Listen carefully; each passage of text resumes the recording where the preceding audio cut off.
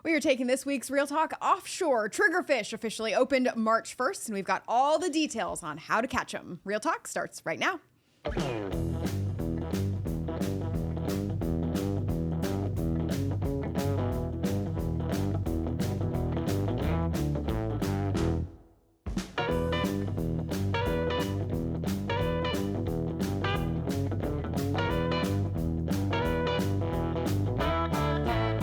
Welcome into this week's episode of Real Talk. I'm your host, meteorologist Amanda Hawley here at WFLA News Channel 8. We do a lot of inshore fishing recently on Real Talk, which is great this time of year, but it's always fun to get offshore. And something that recently opened on March 1st, Triggerfish. So we are going to talk all about that and how to go offshore and target them on this week's episode. Bringing in my co-host, Captain Ryan Amaturo with Real Naughty Fishing Charters to talk about this, because this video that we're seeing is actually from last summer, but we did really well with these last summer, and they're a particular favorite of yours with how they taste. Yeah, they're great. This was last year. They're fun to catch.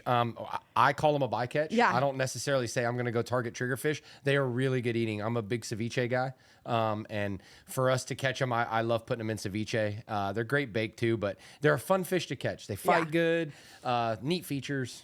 Stuff like that. They were really hardy. So I had actually maybe only ever caught one before this trip, and then we caught 4 on this particular trip. You showed me some fun features there. That video, they're called a trigger for a reason. But specifically with trigger, we foul hooked quite a few of them. Yeah, they get together. They say the smaller ones tend to group up and stuff like that, and the bigger ones are more alone. But yeah, they especially with the slow pitch jigs, as you've seen in that video, the slow pitch jigging them, they'll come up to the jig and they won't necessarily eat it. They'll kind of swim by it, but they'll hit it at some point, and that's what makes you set the hook per se on them and make you foul hook them. Yeah. All right, so we talk about them being a bycatch. Understandable, you're not necessarily going out and targeting, but where do you find them? So you start finding triggerfish anywhere from 80 foot and on out to I've caught them up in close to 300 foot depths. Not very often out there, but I like them in the 150, the 180. 180 foot range. You start really seeing them, the bigger ones too. I catch them, we've caught them hog fishing, in 50 feet of water. Smaller, but so they're wide variety. They're everywhere. The bottom, you like to find them on wrecks, ledges, hard bottom, high relief structure. If you're catching gag grouper and if you're catching red snapper and stuff, the triggerfish are there. So, we saw a couple videos there of their mouths. They're very particular mouths. They obviously have pretty hard teeth to eat some of that hard coral. Is that where you're finding them? Yeah. Anything like that. They like to eat crabs and they like to eat the coral stuff like that. They eat, but they'll eat anything. They're a fish that will literally, I've caught them on shrimp, squid, greenbacks, pinfish. They'll eat a slow pitch jig, as you see in the video there. They will eat anything I think you put in front of them, and they fight really well too. A lot of people don't realize how good they fight. They really do. It was whether they were foul hooked or not, right? When they were foul hooked, it was just dead weight coming up. But they did fight really well. When we hooked them. Yeah, they fight really, really good. They're especially the bigger ones. Now you think you hook one, you might think oh man, I got a gag grouper or I have a bigger grouper on, and it comes up and it's a triggerfish, and they fight really well. And I think it's a lot to do with their tail and how their body is set up on why they fight like that. Now, their trigger, we just saw that video again, and it'll come up here again in a few minutes, but tell me why they're called triggerfish. This is pretty cool. Yeah, it's almost like, so their top fin is almost like a trigger. So in the video, you can see like when we tap the front of the fin, first tall one. Yeah, the first tall one. When you hit it, it kind of locks in. Yeah. And then if you go behind it, there's 3 smaller ones. You touch the smaller one, and it'll make it go down, and so it gets its name from that. And I think it's a really neat feature. A lot of people, when they see those for the first time, they're in awe. They're like, oh, it's such a cool fish. Their mouths are different. Their teeth, everything's a little different about them. So it's always cool when we catch them, especially on charters when people don't get to see them all the time. Captain can show it off a little bit. Yeah. It's like, people always ask, I see that like on charters, people ask me all the time when we bring up different species on what's cool about them or what makes that, or why do you call that a triggerfish? So when you explain it to it and they don't know, they're like, oh my gosh, that's the coolest thing in the world, So I think it's just a neat feature on them.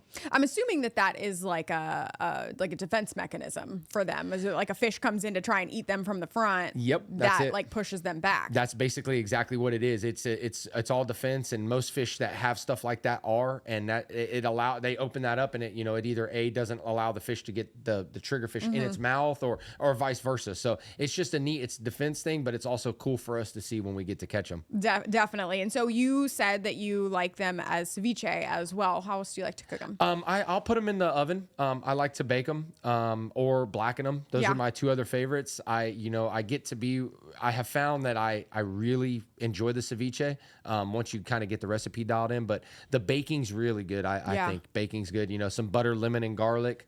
That's my go-to for like most fish, but yeah, I mean, it's a simple recipe, but in this sense, it's really good. And another thing that I started using on like even triggerfish when I bake it is Old Bay.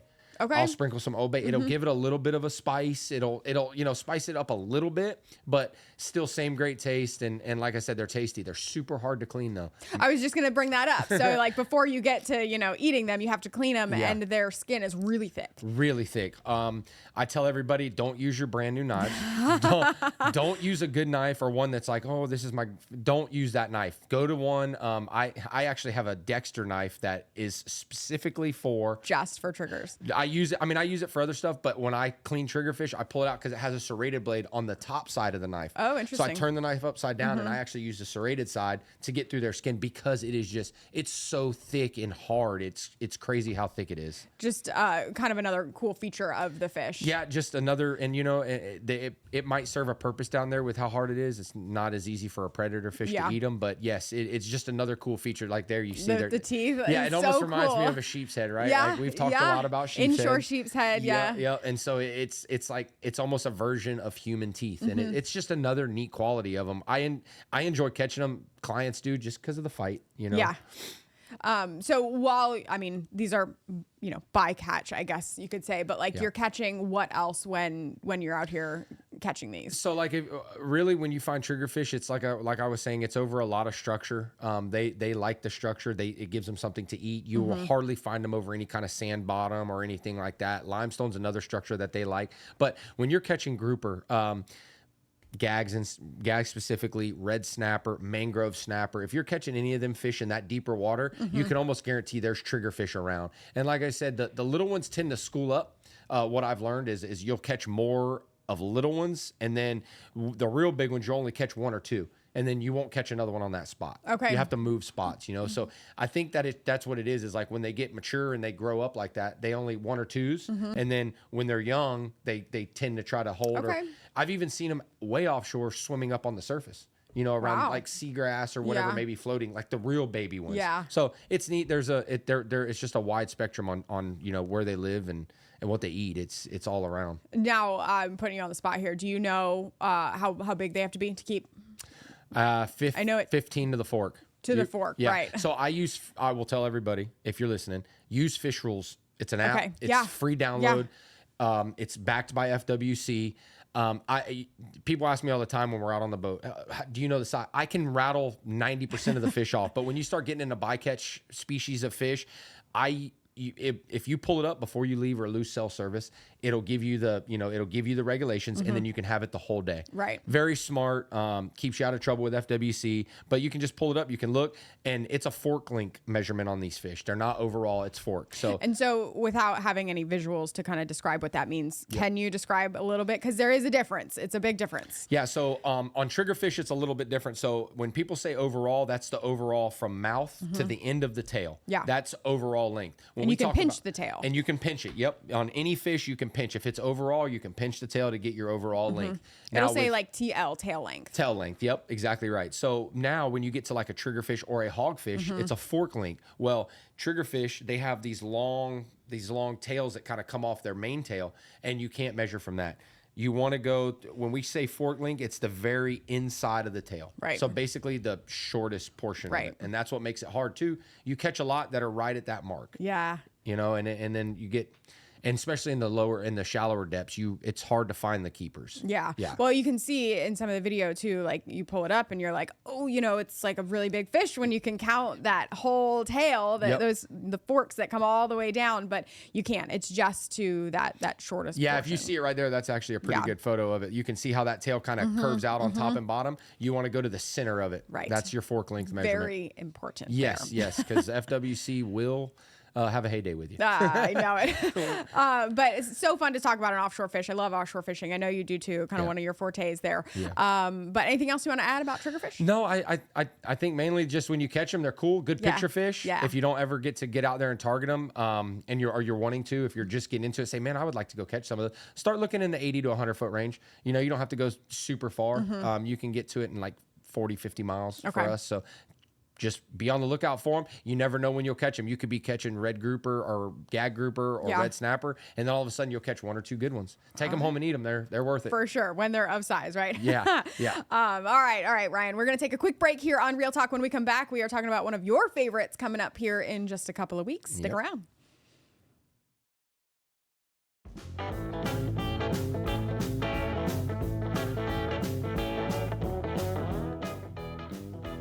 Welcome back into this week's Real Talk. We've been talking all about targeting triggerfish in the Gulf because that season opened March 1st. Should have clarified too. It only goes until May 31st before it reopens again in the fall. But it's a fun fish for sure. But Ryan, something that you mentioned before our stream is that our water temperatures are starting to warm up, and one of your favorites is coming up. I think one of my all-time favorites.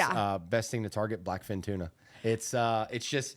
We always look forward to springtime. We get to the 70, 72, 74 degree water temps, and there's plenty of, it's time. We're going to start heavily targeting them coming up. So some of these pictures, I'll be honest, are from the Keys. That's where I mainly catch tuna, and you can see they're a lot smaller. That one was actually caught in the Gulf, though, and I feel like when you do catch them that's a Keys, little you football. can tell the difference. Yeah, people that know that clearly. So those are fun to catch in the Keys, but we do have them here in the Gulf, and now is the time. So like, what do people need to know? What should they be looking out for the next few weeks? Just water temperatures mainly, clean water. That's a big thing. Start looking on your shallow water wrecks, reefs. We can reach them. I'll start trolling. We're really coming in March, April is prime time. Our water temperatures are great, and I'm going to troll for them a lot this year. But it's a great time to catch tuna. While you're catching tuna out there, you're going to see the kingfish. You're going to, maybe a surprise wahoo. I say springtime's the best time. Yeah. It's my favorite time of the year. I can't wait. You can still catch hogfish. There's just so much, but blackfin they're just, I don't know. It's so hard. They're my favorite. Well, they're fun to catch for one, which, I feel like a lot of fish are just fun to catch. We say that about every fish, right? What fish isn't fun to catch? Yeah. But obviously very tasty. Like you can cut these up and eat them there. Right there. I have done it. I've done it right on the boat. Take a bottle of soy sauce and you get you some fresh sushi out there. And then I bring them home. We do a lot of poke bowls. Love them in that. I actually just seen a thing with tuna that I can't wait to try is a taco. Oh, a tuna taco it's basically a sushi tuna taco. Yeah. So I'm interested to try it this year. I just seen the recipe. I'm going to try it. We might go next week. All right. I'm excited about it. Yeah, I am Hoping too. the water temperature is a little bit warmer. But I love a seared, just lightly seared on the outside with some either sesame seeds or everything seasoning is really good. Yeah. So I quit using sesame seeds. I started using everything bagel seasoning. Yes. I don't know why, it just gives it that little bit better taste. But like you said, a very quick sear. If you are going to cook it, slice it up. Little bit of soy sauce, and you're right up the alley there. It's delicious. Good. Yes. Hopefully we can get out there and catch them here in the next couple of weeks. That's what we're gonna try. I think we're gonna try to get out. I'm really gonna start targeting them hard. It's time. I'm gonna start checking some shallow water reefs and wrecks, and it's easy too when you go out there. If you don't have a bunch of time, I like to buy some white bait.